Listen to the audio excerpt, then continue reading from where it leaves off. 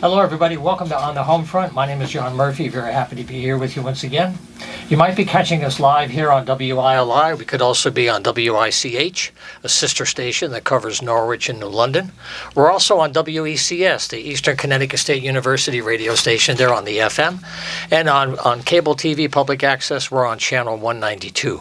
So we're very happy to have you with us, however you're catching the shows. And if you'd like to join us to share your story, just use the email and we'll arrange for a time for a visit anytime. It's john@humanartsmedia.com. For the latter half of the show today, we're going to look at the Poets series again at the Vanilla Bean. We have Karim Warinsky back with us.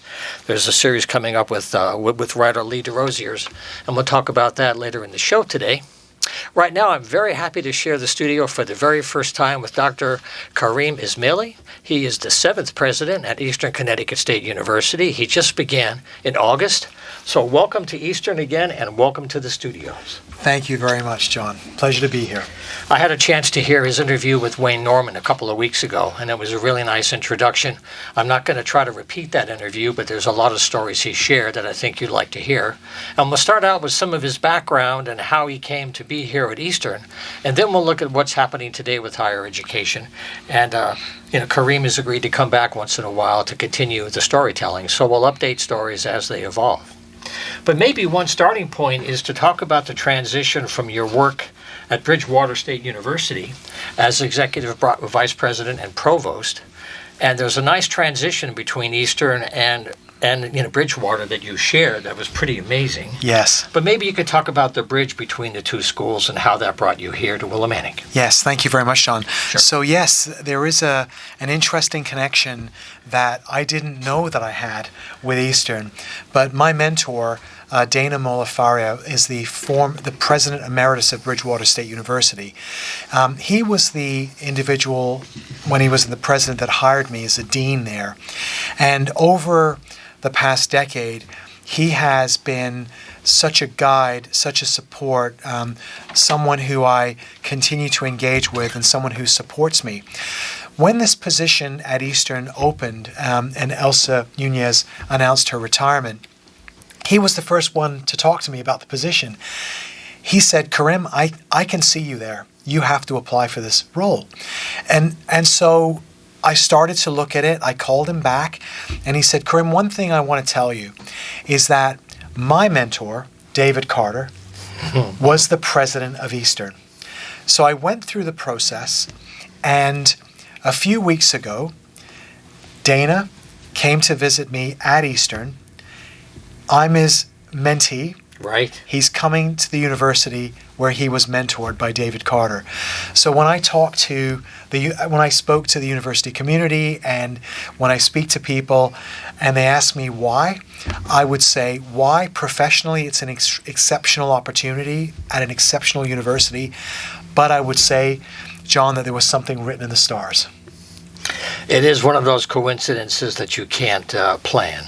No. And one thing you shared right away that I think will be a very wonderful thing for people to share is that you were a first-generation college student. I was. And here you are, a president. And that cycle is a magical thing that is an open door that you're trying to share and pass on. Yes. Can you talk about those roots and what it was like for the family to have you as their first one to take the leap? Yeah. And then the journey? Yeah. I was raised by a single mom. My mother and father divorced when I was very young. And I had a younger brother. He's 5 years younger than me.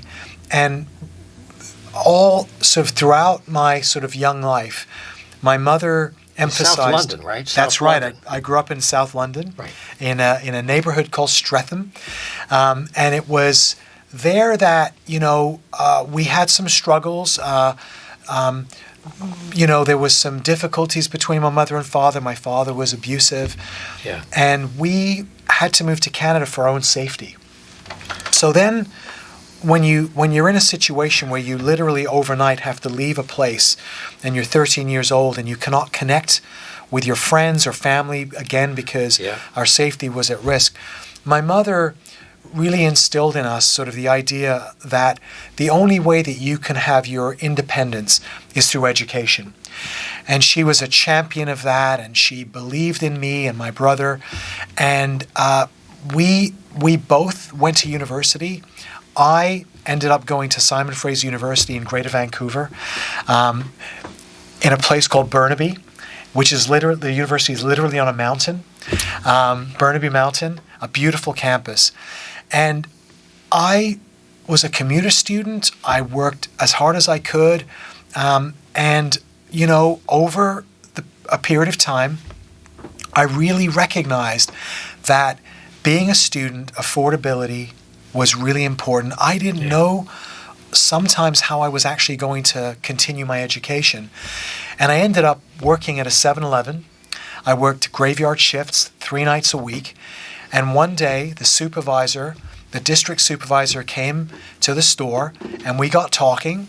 And he said to me, Karim, I don't know if you know this, but 7-Eleven pays for university education if you can demonstrate that there's a connection to 7-Eleven. And so, as a criminology student, I was encouraged to talk about the work that I was doing around security and safety at the store. And they ended up paying for 2.5 years of my education. And I will tell you that I'm not sure how I would have completed my degree. So as a first-generation student, Right. with resources that were very tight, with an expectation that I had of myself and my mother had of me to contribute to the household, you can imagine the pride, John, when I graduated, when my brother graduated.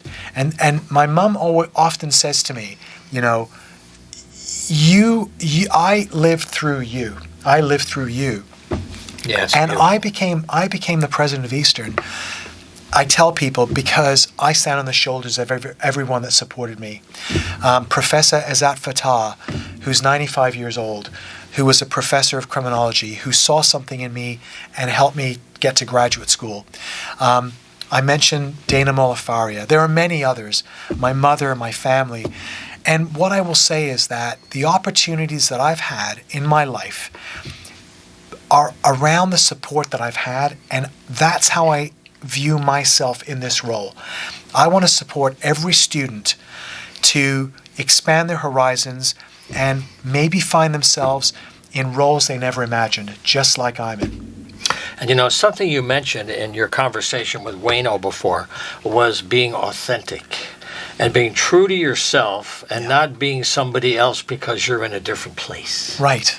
Yeah. I think that one of the things that I encourage all members of our communities to be at Eastern, wherever I engage with people, is to be your authentic self. Now, what does that mean? It means to be yourself in ways that are observable, but also in your heart.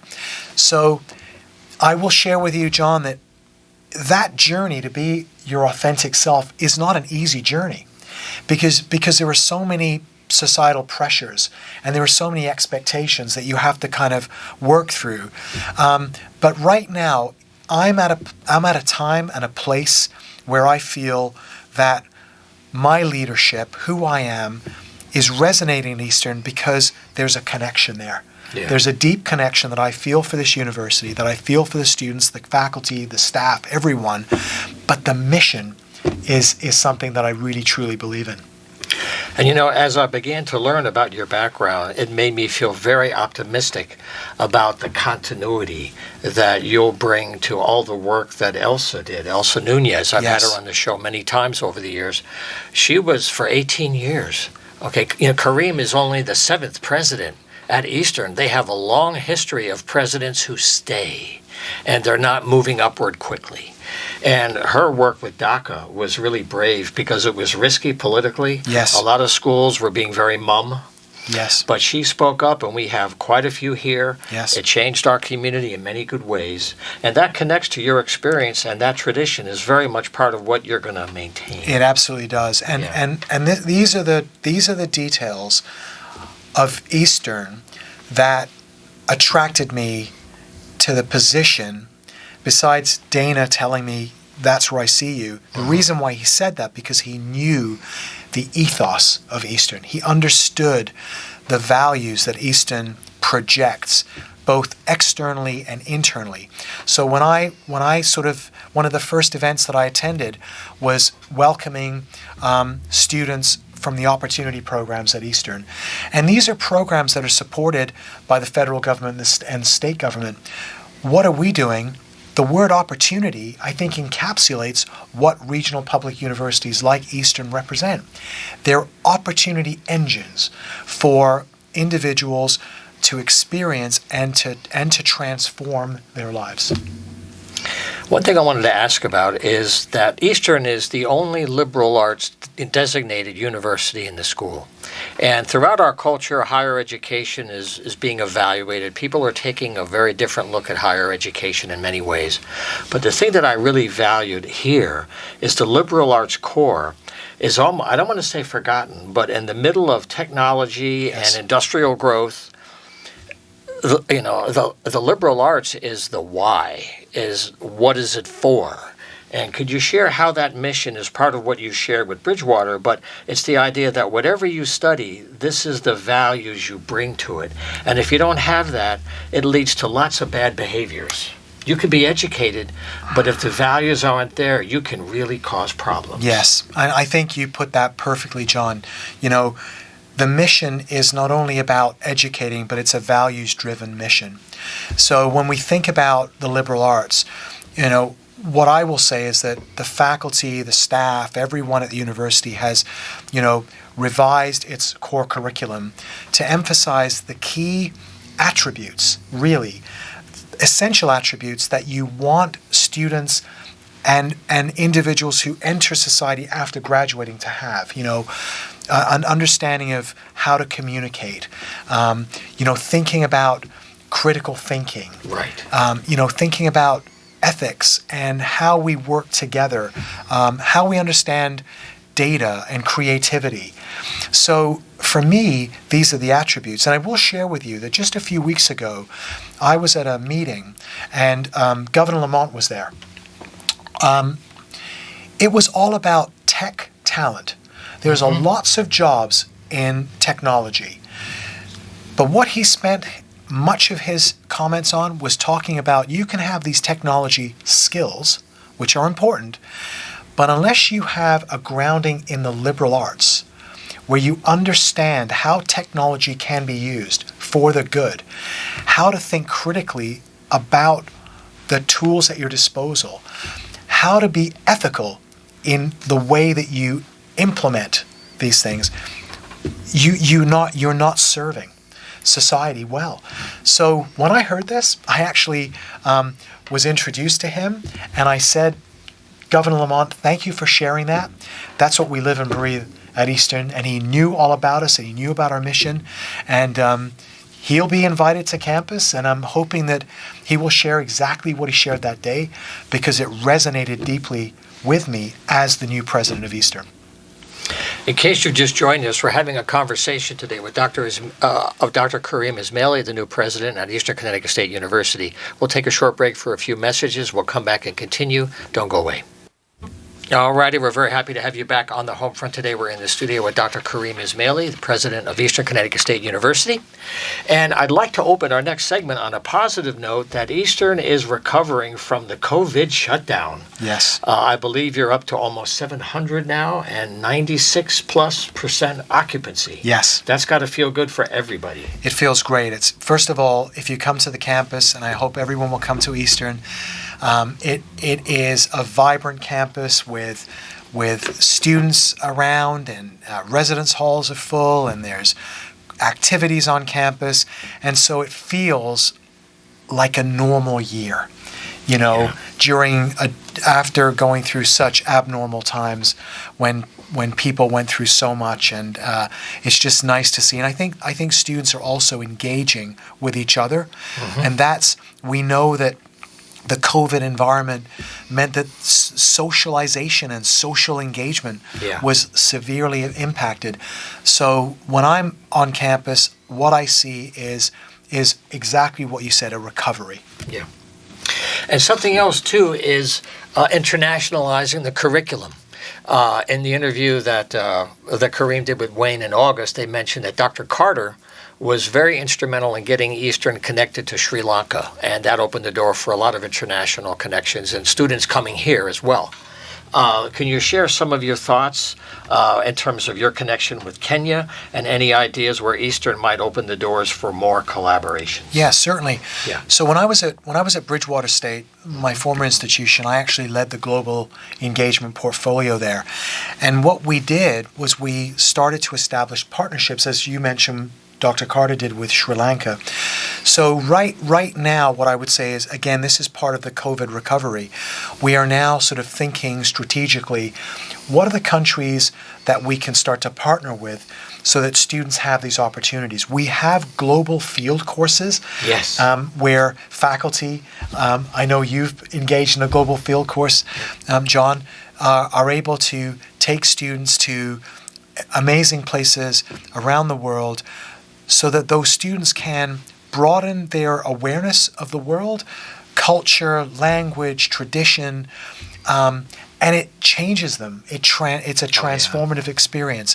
Yeah. My goal is to try to raise the funds that will enable students that may not be able to sort of see themselves because of an affordability gap to be able to do that. I believe that we have alums and donors that will want to provide that kind of support to our students, but also to think about the connections that Willimantic and Wyndham have around the world. When we think of Puerto Rico, when we think of our Hispanic students, when we think about the connections to other countries around the world that makes sense for us to engage with. We were just visited on Friday from a delegation from China that is looking to sort of have a connection with us. Eastern's reputation is global, right? So the question for me is working with the faculty to figure out what those pathways are where we can bring faculty from other countries to our university, bring students, but also have faculty and students with that opportunity, and administrators and staff. But the important thing here is to recognize that the reason we do this is not only to broaden horizons, but to also recognize at Eastern, on the campus, that diversity of peoples, of students, of energy serves everyone. It's a selfish motive in many ways. Come to Eastern and transform us. Well, it goes both ways. It does. And the stories of success can populate other success stories. Absolutely. Yeah. Absolutely. My connection to Kenya is a little bit removed now. One of the other things that we have to sort of think about is how we can support students from those countries, faculty from those countries that often, it's a challenging financial issue for them. But again, it's to search out funds through our grants program, which I'm hoping to broaden, a grants office, so that we can actually, serve those students, serve our students, serve those students. It'd be nice to have some of them here maybe one day sharing some stories. Because I've been, I should mention too, I've been teaching part-time at Eastern now, 41 years as an adjunct because I work in the field, but I also teach part-time.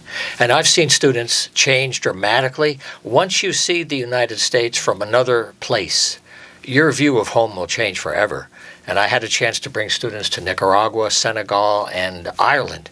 And in each of those cases, whatever the politics were, it didn't matter. Their view of home changed, and their place in the world was different. So anything we can do at Eastern to open the door, that's really important. Well, I love the way that you said that, John. I think it's so eye-opening. And when those students come back, they have a different view on the world. They have a different view on their environment and people. And the way they speak and the way they think and share their life changes. Definitely. And that brings me to something that's kind of delicate to raise, so I want to have a little cautionary note here because this is not meant to criticize.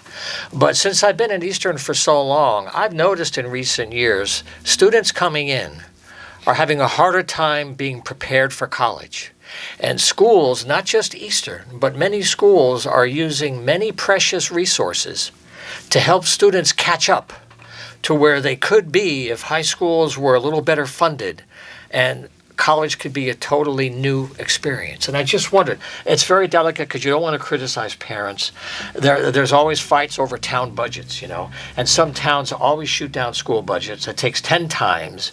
And when you cut down your school budget, these are your kids. These are the people that are going to operate on you one day.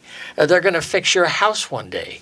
And so at a higher level where you're working, how do you negotiate that in a positive way, saying, yeah, we're spending our resources helping kids catch up. We wish you would do more.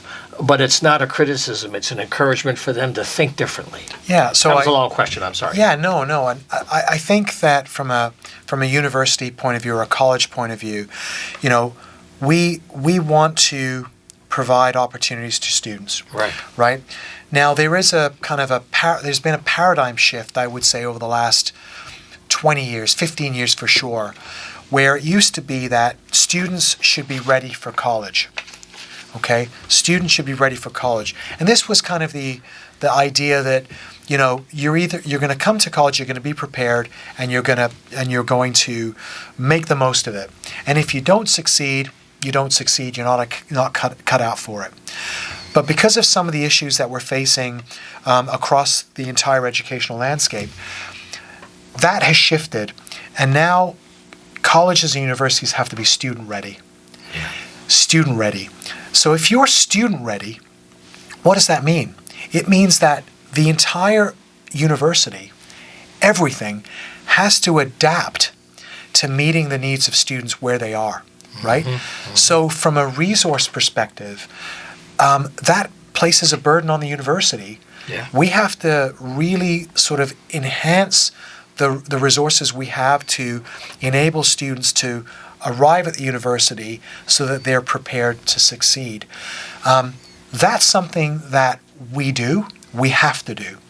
And I think that the work that I will do sort of as I get used to the environment, the different sort of schools, Sure. is to sort of figure out how, the university can support schools. So one example is dual enrollment pathways, where students can, while they're at high school, earn college credit, taught by our faculty, or taught by faculty who understand the higher ed environment. These are the important programs that will provide a bridge. I think honestly that funding is a key issue, and it's a key issue across the entire educational landscape. True. Pre-K through 12 into universities. So we're always asked to do more with less. And That's true. what my appeal, of course, is to the individuals and the leaders and the legislators and the governors that can sort of think about how they can support education, the entire journey. Anything that can be provided is helpful. I was just speaking with Senator Gordon, who was on our campus. And he was, we were talking about support services, and all I will say is that the university now has to provide an incredible range of services. We have to provide them to support all the needs of our students. If we don't provide them, we fail. We fail as an institution. So we have to step up, and we hope that we'll get the support that we can continue to serve our mission. That's really well put, because one of the consequences of that is that Eastern has dramatically improved its rate of graduation. People who stay and don't go 2.5 years, 3 years and leave. They have a struggle of some nature, family, income, whatever it is, Correct. Some obstacle, and they give up. Right. And this is what you're trying to resolve, to get more and more of them to go all the way. Yeah, so in the best way possible, we're intrusive with students. Mm-hmm. We want to learn about them. Now, some students we're not able to learn because for whatever reason, it could be personal, it could be something else, they're not sharing with us. But the environment at Eastern that we have created, thanks to the great work of my successor and the traditions at Eastern, is that students are at the forefront of our minds. We want to support them. And we know there are challenges in life. I've experienced them, you've experienced them. But that is a normal part of life. The question for me is, what is our obligation as a state institution to make sure that we are meeting students where they are. Right. And speaking of where things are, too, one thing that we're facing in Connecticut is a redesign of our whole higher ed system. They're looking at structurally changing the community colleges, state university systems. And in that environment, they're looking at, well, the reality, like you were saying, there are things coming on the horizon, like, lower numbers of students. Correct. That goes up and down. Right now, the numbers are going to be low. So we have a system now that may be over capacity with 11 community colleges, 4 state universities in a tiny state. You're new here, of course, trying to get into that negotiation. Yeah. But do you have any sense of how schools are trying to think collaboratively and not so much protecting their investments? Yes. Because they all may have to do a little shifting Yeah. because of the reality change. Yeah, I think It's very that sensitive, though. Absolutely, yes, because I think let's talk about the state university segment, Eastern, Western, Southern, what am I forgetting? Central.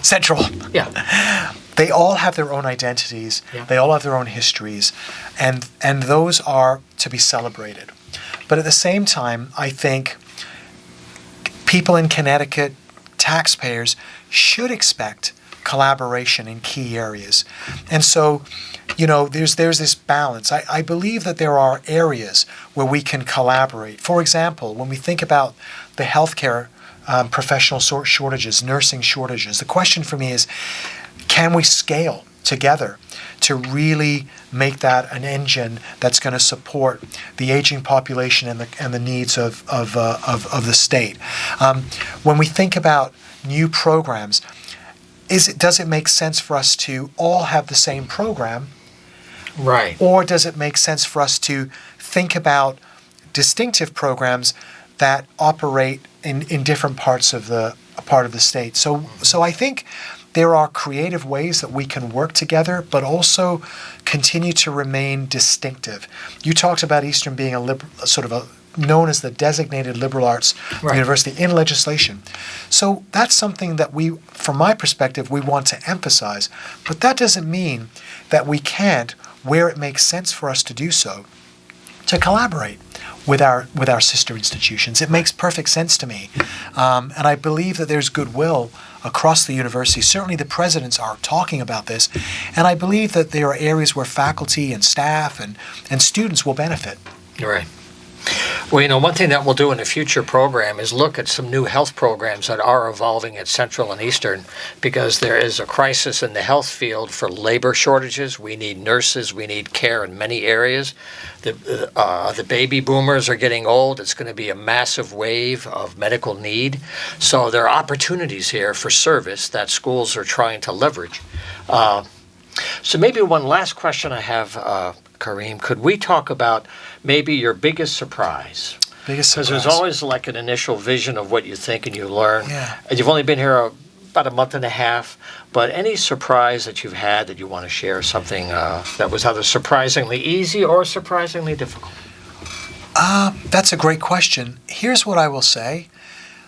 My impressions of Eastern and its opportunities for the future are much greater than I even imagined. And you talked about the enrollment challenges that every university is facing. And so in the context of, let's call it a competitive environment for higher education, we're all searching for the same students to come. And what I will say is, Eastern, any student that comes to Eastern is going to love Eastern. Now, that doesn't mean they're necessarily going to choose Eastern, but they will see that this is a caring community that's really committed, where there's a beautiful feeling of community. And so I would say that I'm not surprised that that is the case, but the depth of it, the degree to which I feel that sort of energy has been, well, what I will say is every morning when I wake up, I'm excited about the next day. Why? Because I'm here, and I'm so fortunate to be the president of Eastern with people who are so dedicated, even where we know we're going to face headwinds, there's a creativity, there's a willingness to think really in the best interest of our students, but also to do so together, not just in our community at Eastern, but with our surrounding region. So the surprise has been the depth of that, and I'm learning more and more sort of every day. Well, I want to thank you very much for coming by so soon after you started your work here, and we'll be able to continue more conversations in the months ahead. It's my pleasure, Don. Thank you very much for having me. Thank you for having us here. Thank you. Thank you. Okay, Dr. Karim Ismaili, President of Eastern Connecticut State University. We'll look forward to our next conversation, and we will cover Eastern Arts throughout the year, as always, as well as the changes in their new academic programs. So I wish you great success, and we'll see you again. Thank you very much. Okay, we're going to take a short musical break and come right back and talk about poetry at the Vanilla Bean. Don't go away. Take a look at the map of United States and you'll find Connecticut. Take a look at the map of Connecticut and you'll see the place of my birth. It's the grandest place on earth. Willimantic, my hometown. There's a good main street where good neighbors meet. Miles of smiles keep chasing you around. You'll be living, life's worth living. Once you're here, you'll stay.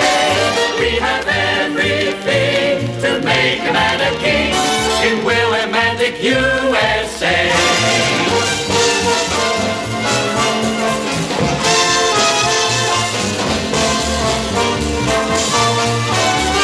We have everything to make a man a king in Willimantic, USA.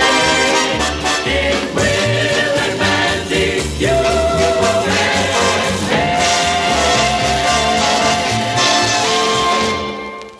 All righty, we're back on the home front. We're very happy to have you with us, whether it's on WILI, WICH, covering Norwich, New London, WECS, and Willimantic at Eastern. We're going to look at poetry again. It's very nice in our region. We've had a very growing and active spoken word community, many events, and I'm very happy to share the studio again today with Karim Warinsky. She's a poet and a writer on her own, and she's also working to curate poetry events all around the region.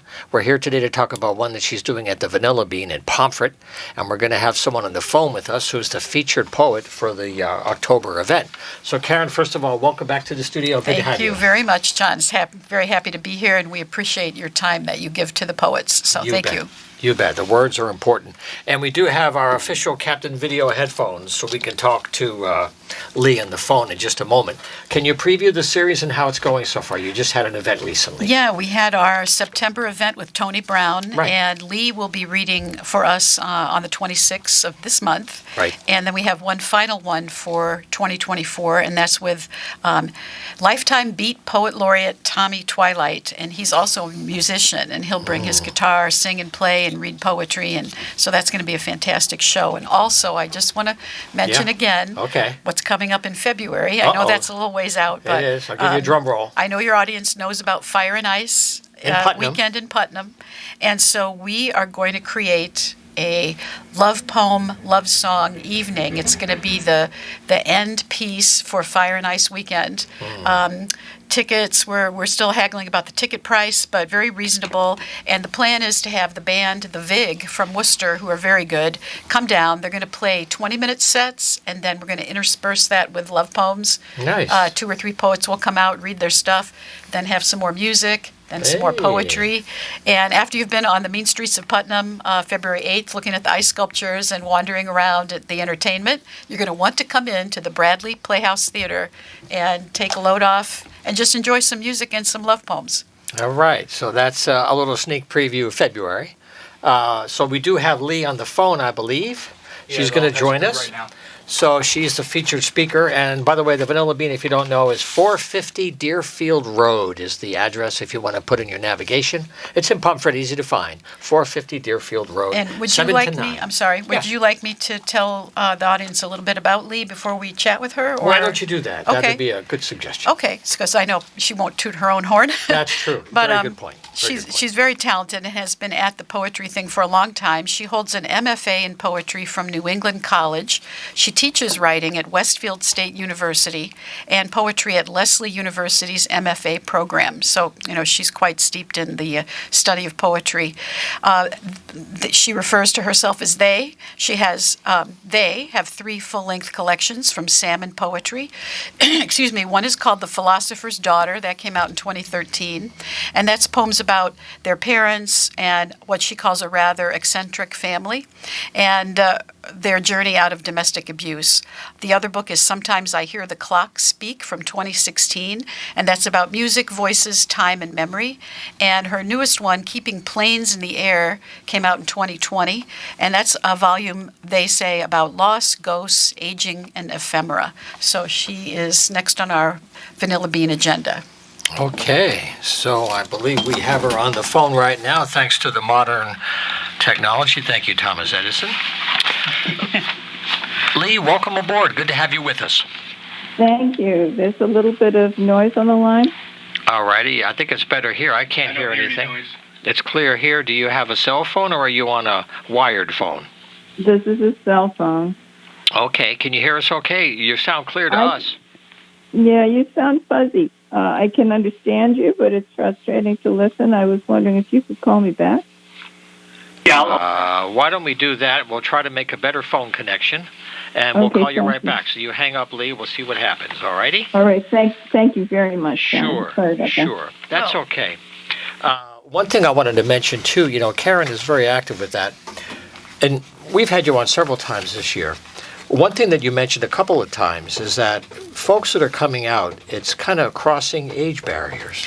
Yeah, It's like younger people are kind of catching a little buzz now compared to before. What do you think about that? I know that, like up in Worcester, there's a quite a healthy community, and in Fitchburg also, and they kind of have their own venues. I haven't been able to attend those, but we are wide open to have young people come. We have had some teenagers show up with their parents, and they've Yep. gone up to the mic and read. Yep. And so that has happened, and we're very, very welcome to that group and hope we see more. And I'm trying to reach out in different ways to encourage young people to come to these because we want to hear their voices, want to hear their thoughts.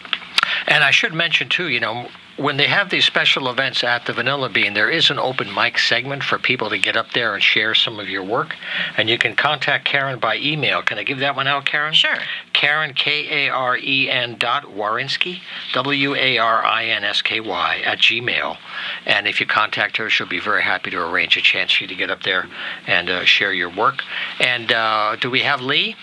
Then we're Yes, going to hi. have Karen read a poem in a few moments, but first we're going to have Lee join us. I think the phone connection might be better, Lee.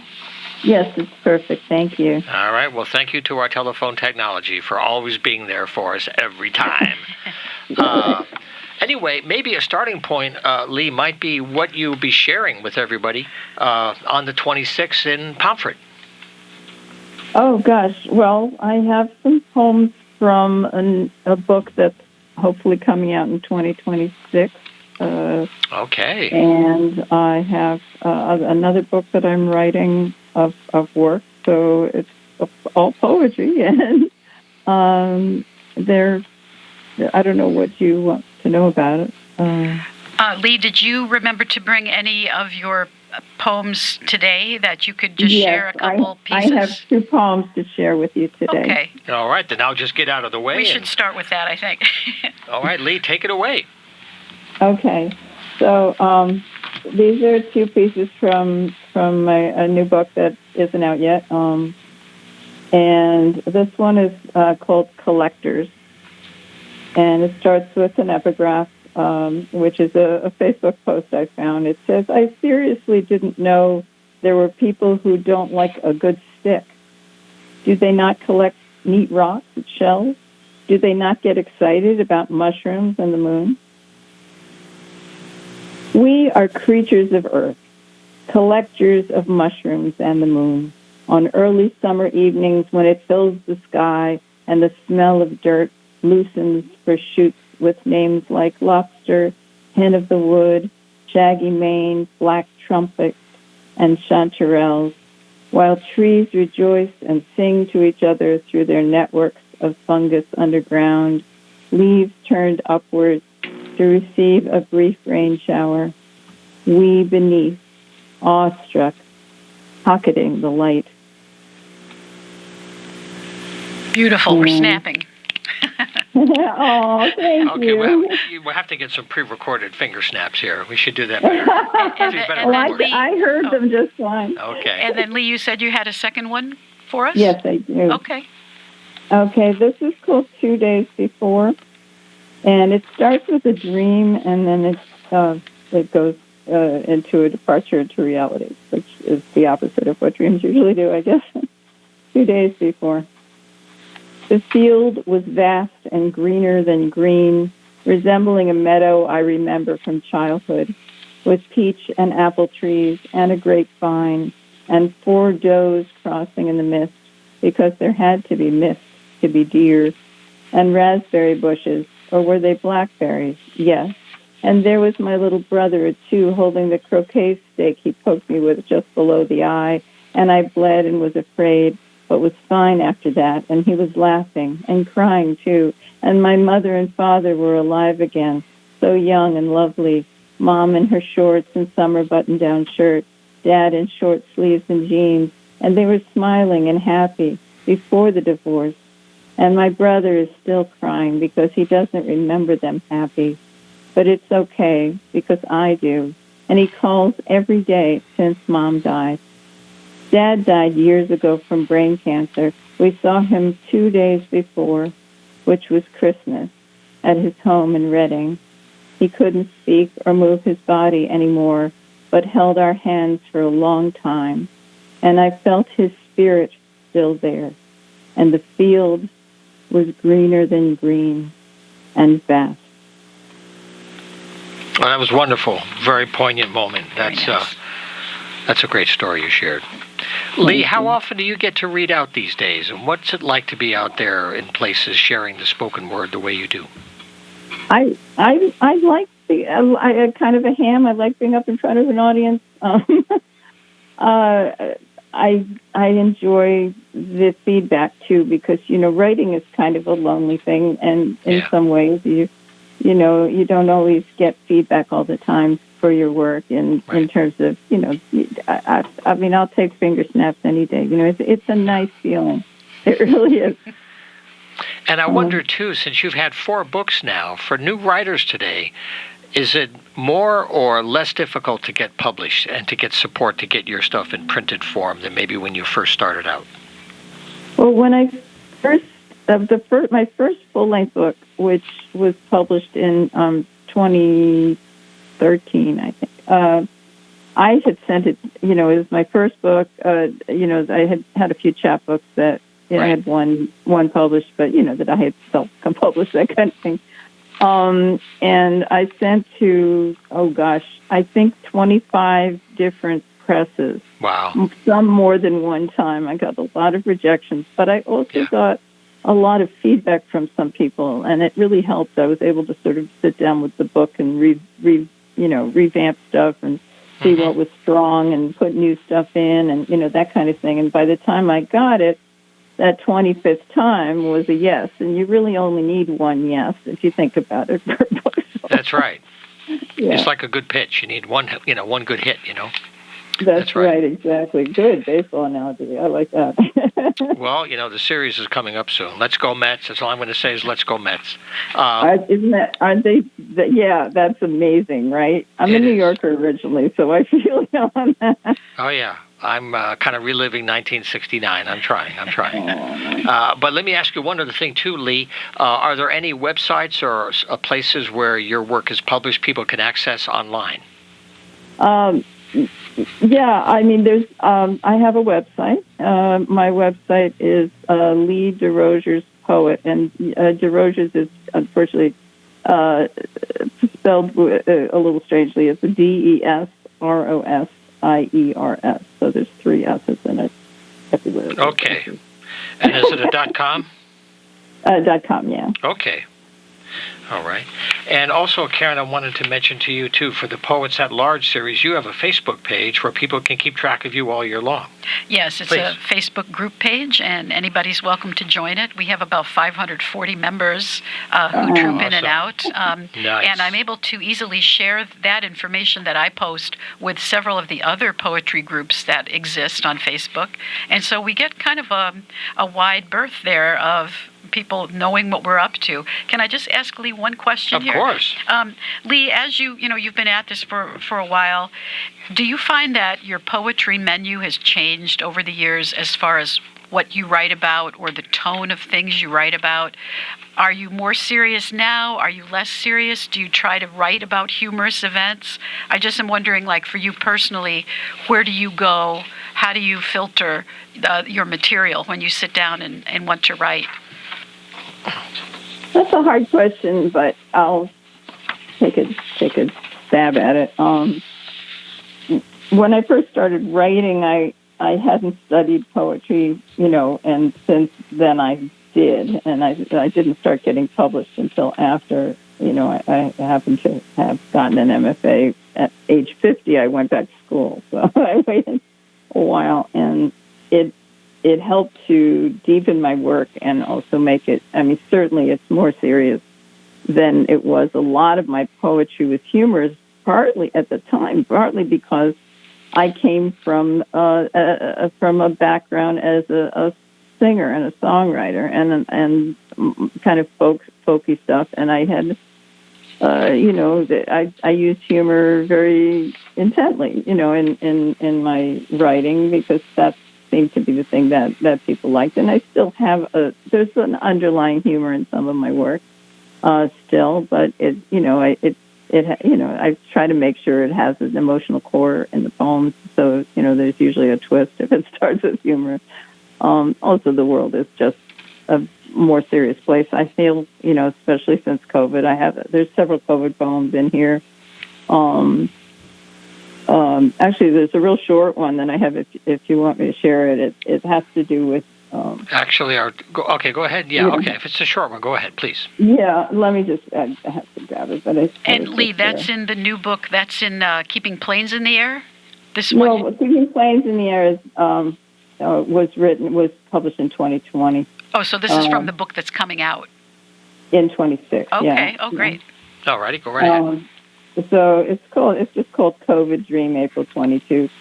Someone says to me, "You have a beautiful viral load.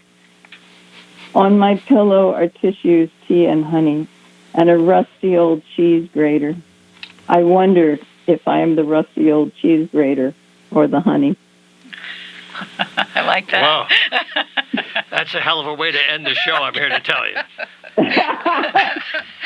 That's all right, Lee, but thank you for joining us today. I wish you good luck again. Lee will be at the Vanilla Bean on the 26th, 7 to 9. Open mic if you're brave. Bring along some of your own work, and Karen will be very happy to let you get up there and show your stuff. And Karen, thanks for being here again. We'll look forward to having you back next month. No problem. Thank you. All righty. Thank you, Karen.